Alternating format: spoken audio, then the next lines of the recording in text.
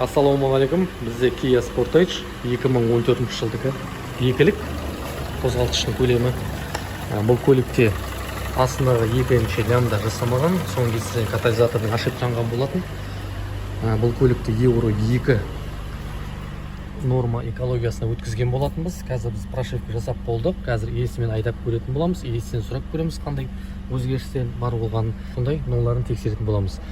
Әр уақытта Kia мен Hyundai'ларда катализатор немесе лямбданың датчиктердің ошибка шанса, автомат берілісі теуіп бастайды. Тахометр 2 мен 3-тің арасында лежачийден өтіп бартқан кезде тахометр бүйтіп бір көтеріліп кететін бір әдеті бар Kia мен Hyundai'ларда. Ол прошивкамен кетеді бұйырса. Қазір айдап көрейік, қандай өзгеріс байқағанын, иесі сезетінін сұрап көретін боламыз. Мінекей жаңағы Hyundai'мызды жасаған болатынбыз, Euro 2-ге өткізген болатынбыз. Көліктің иесі жүрісі жақсы дейді, коробкасы тепкені қойды дейді, барлығы солай қалған, тепкені қойды. Барлығы жақсы болды дейді. 2014-тің Kia Sportage, Sorento, Taycan болсын, басқа да Kia Hyundai'ларға прошивка жасайтын болсаңыз, хабарласыңдар, өте келісімді бағамен жасап беретін болам. Және де тюнингпен, газ адаптациясымен жақсы жеңілдетіп жүретін жасатып беремін бұйырса. Хабарласыңдар.